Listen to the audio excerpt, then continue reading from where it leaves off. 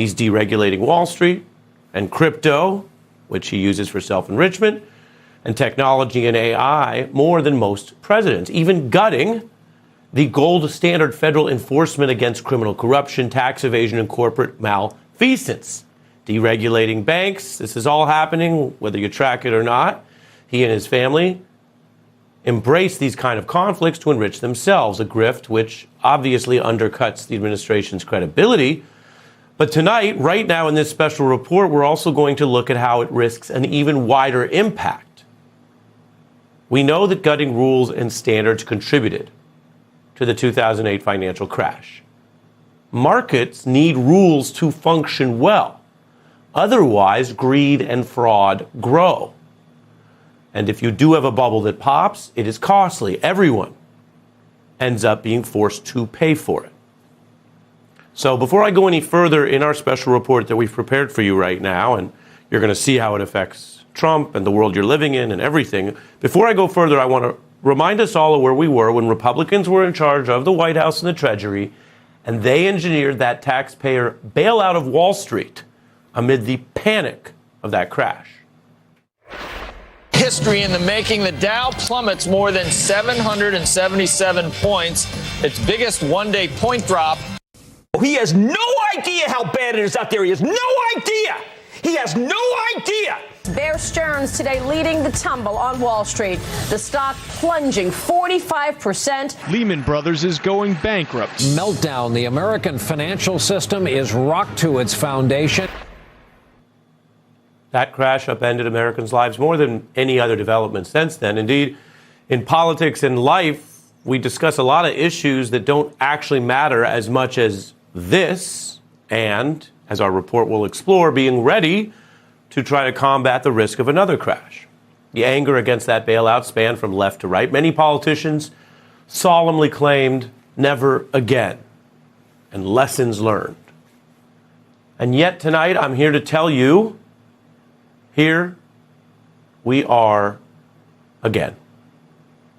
Huge signs of a bubble. Risky debt, market concentration in tech, Republicans deregulating these market rules, as I just showed you, more under Trump than they'd ever tried before. An overheated stock market has many warning of a bubble, including financial experts. You can see all kinds of headlines, including from the Financial Bible, the Wall Street Journal. And this bubble could dwarf that last crash I just showed you. It could rock the banks and the backbone of the markets to the point that it could impact everyone, not just people who have a lot of money in the markets or are in tech. Last time, the banks saw those lax rules and exploited them. They pushed the unaffordable housing debt into the bubble. After that crash, billionaire Larry Ellison said that when you have that kind of debt, it does cast a long shadow. The problem is the American consumer is so deeply in debt. This is not going to come back, certainly for 5 years. The United States is not going to be the engine for growth around the world. That was then. And Ellison knows debt. He is the seventh richest person in the world with about $190 billion. And depending on the day, because a lot of that's in stock, he can at times surpass Musk as the richest.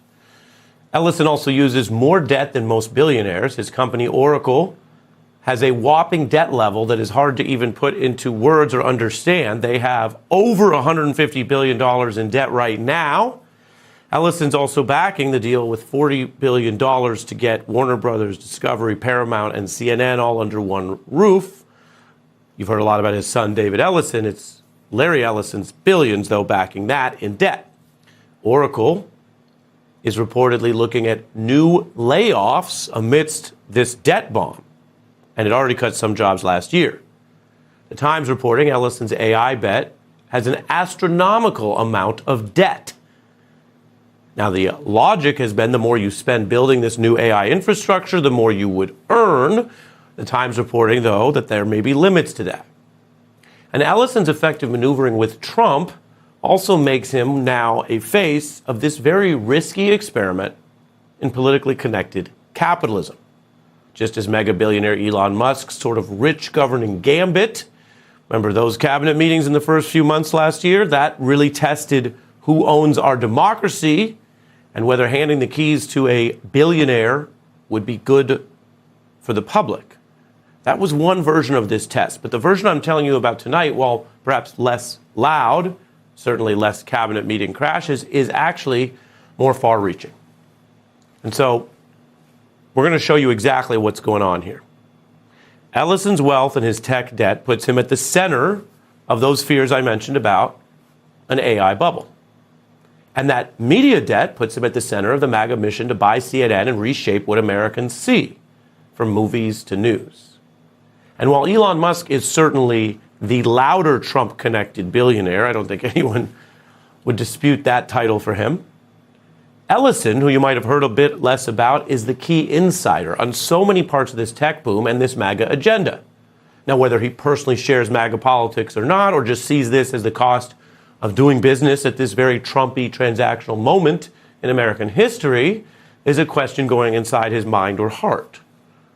But if you look at the actions as Trump was inaugurated, those first hectic hours, issuing the January 6 pardons, a march by Musk into Washington, acting like a co-president, giving big speeches. I mean, you follow politics, you follow the news, you probably remember there was a lot going on in that opening couple hours. But it's worth recalling who was doing the actual business with the brand new president on his first full day in office, January 21st of last year. It was then 80-year-old Ellison, deploying his power to bring, let's take this in full, I want you to see this footage, to bring AI mogul Sam Altman to the White House for an event that was billed as the president's remarks regarding U.S. infrastructure investment, but not old school or old-fashioned infrastructure. We're talking about the same AI debt that I just told you about, and even Trump then mused about how unusual it was for Ellison to even be in that role.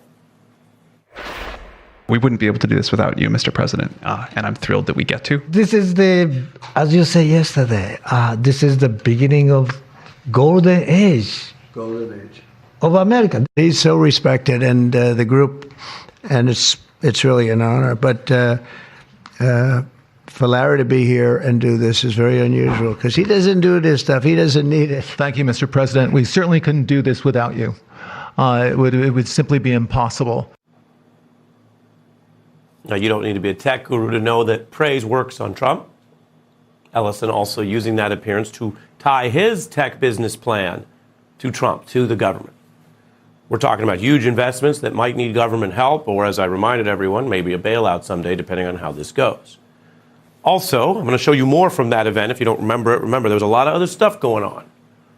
But it was comically false to claim that project would be, quote, impossible without Trump. Donald Trump had been on the job one day while those investments, the building, had been going on for a while, including actually 10 constructed buildings that were already in progress. Ellison even mentioned that in the same presentation. Thank you, Mr. President. We certainly couldn't do this without you. It would simply be impossible. AI holds incredible promise for all of us, for every American. We've actually been working with OpenAI for a while and with Masa for a while. The data centers are actually under construction. The first of them are under construction in Texas. Each building's 500,000 square feet. There are 10 buildings currently being built, but that will expand to 20 and other locations. Yeah, so not exactly impossible without you, sir, but more like we've already been doing it. The work was going on for a while. It would have continued no matter who won that election. But what you saw there was Altman and Ellison pitching why this would be good going forward. Public benefits of AI. And those may prove true. But this rush, and now this astronomical debt, is still about money, not just benefits for the little guy. For example, we don't hear a push from the medical community to rush this tech through a debt bomb when you could just adapt this tech over a more normal timeline and test how it works in hospitals, in research, in looking at materials, right? It's the business folks who are selling public benefit, but actually in a rush on their own fast debt timeline. As this technology progresses, we will see diseases get cured at an unprecedented rate. we will be amazed at how quickly we're curing this cancer and that one and heart disease. Imagine early cancer detection, the development of a cancer vaccine for your particular cancer aimed at you, and have that vaccine available in 48 hours. This is the promise of AI and the promise of the future. Being early and being first matters in business. This tech industry is concentrated among a small group, most of whom were already the early big winners. Now they're making these decisions that could shape technology, the labor market, or even our entire economy. Because remember, there's no rules from the government here. You've probably heard people say this AI thing could get out of control, could have risks, could even have existential risks, and yet we have a deregulated government that is just sitting by, to use an old phrase, Trump leading from behind, letting the others call the shots. And now we do know Ellison cares about AI and tech. He has been fixated on this holy grail of achieving a breakthrough of what they call generative artificial intelligence. Generative AI. Is it the most important new computer technology ever? Probably. One thing's for certain, we're about to find out, because countless billions of dollars are being invested in generative AI. The reasoning he shared that it will be revealed to us because these billions and billions are being rushed into the system is not automatic. Indeed, in all the history of technology, there are different ways to do it. This rush and this debt is a choice, and as I'm telling you, a choice being made by the very few. Those current bubble fears are the downside risk. Just this week, a chip company announced a new plan with top banks to backstop the demand for this stuff, not at the tune of 10 or 50 billion more dollars, and you just heard how they've spent so many billions. No, they want to get another $500 billion to backstop this, which means more of the financial system could be on the hook if this all fails. Now, AI is new and complex. The systems are being built and redesigned as we go. And so when and how this evolves or gets better or pays off is really hard to say, even among the experts. But here's what I can tell you, and we've been looking into this. The business side is not that complex. It's pretty simple because business always eventually has to come back to profits. And none of this AI is making profits that covers these investments yet. Now, the bulls who defend this say, well, remember Amazon. Transformative product, also did not cover its costs for many years, but then it scaled. Many, many people use Amazon in ways to get things that they couldn't years past, especially if you're in a rural area or you have mobility issues or you're disabled. Amazon works. There are many valid critiques of it, but the fact that it initially didn't make money doesn't mean it doesn't work today. It's now, as you probably know, one of the top companies in world history. But the bears and the skeptics are warning this may not be Amazon, let alone 5 Amazons. This may not scale. The trillions being pumped into this ecosystem of data centers may not return the promised profits, the New York Times reports, if it does not scale. And these trillions in debt matter to you, even if you're not in the stock market or you don't even care about AI. Maybe you're watching going, okay, Ari, I'm not interested in AI. That's fine. But we are all interested in making sure that we protect ourselves, and certainly that we're not marched into another bailout where regular taxpayers have to pay for other people's bets. And yet the Trump administration is letting their buddies do just about whatever they want, gambling with stakes that we all are affected by. Now, you might say, okay, that's a lot, take a breath. But Larry Ellison, Musk, billionaires, hundreds of billions, the $500 billion I just mentioned. What are we really talking about here? Well, if you remember one thing from tonight, make it this. The current estimate of this AI investment is 4 times as large as the 2008 housing bubble was, according to a firm quoted in that same Times article, which is why this detailed Times report notes Ellison is a part of what could be the biggest bet yet. The financial structure of the build-out makes it especially vulnerable to a crash because what they call these tech hyperscalers, those companies that are trying to get money out of this, they're investing heavily in the same companies they're counting on to buy the AI computing power. Ellison's company's annual report actually says they can't guarantee they'll be able to manage outstanding debt. Customers might not be able to pay for this if things shift. And more Wall Street experts are saying, before it's too late, it's time to, quote, call BS on this AI industry. So this man, who clearly matters so much, what does he want? Well, the Times reports he's infamous for his need to win, something he's discussed in his own words. You want to be the number one software company in the world. Right. You want to prove what? Well, again, it's like the Sydney Hobart race. I'm curious about myself whether I can lead Oracle to be number one. That's a personal issue. Where do you go from here? Well, we want to make sure we beat Amazon in cloud database. It's funny to hear you say that. I mean, that's it. Simple. It's very simple. It's very simple. It's just like playing basketball. If you're playing basketball, you want to beat the Warriors. You want to beat them.